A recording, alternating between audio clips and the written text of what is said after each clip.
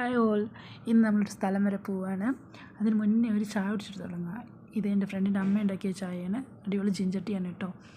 അപ്പോൾ ബാംഗ്ലൂർ വന്ന് 2 വർഷമായിട്ട് ഞാൻ ഇതുവരെ ഹൊസക്കോട്ട് ബിരിയാണി കഴിച്ചിട്ടില്ല. കുറേ ആയി കഴിക്കണം എന്ന് വിചാരിക്കുന്നു. അങ്ങനെ ഞാൻ എൻ്റെ ഫ്രണ്ടിൻ്റെ വീട്ടിൽ വന്നു. അവളുടെ വീടിൻ്റെ അടുത്ത് ആണ് ഈ സംഭവം, ഈ സ്ഥലം എന്ന് പറയുന്നത്. അപ്പോൾ സ്റ്റേ അടിച്ച് ഞങ്ങളിന്ന് ഹൊസക്കോട്ട് ബിരിയാണി കഴിക്കാനായിട്ട് പോവാണ്.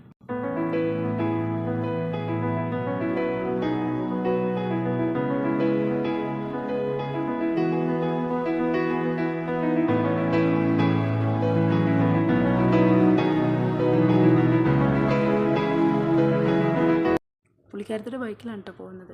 അപ്പോൾ അവൾക്കിന്ന് ഓഫീസുണ്ട്. ഞാൻ അവളെ ഉറക്കത്തുനിന്ന് കുത്തിപ്പൊക്കി. എനിക്കിന്ന് വീക്ക് ഓഫാണ്, പക്ഷേ അവൾക്ക് ഓഫീസുണ്ട്.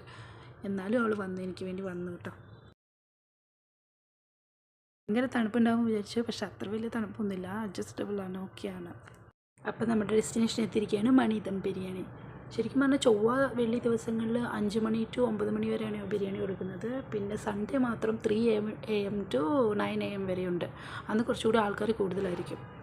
പിന്നെ നമ്മുടെ പൂജ ഇപ്പോൾ ഫുഡ് മേടിച്ചുകൊണ്ടിരിക്കുകയാണ്, ടോക്കൺ എടുത്തുകൊണ്ടിരിക്കുകയാണ്.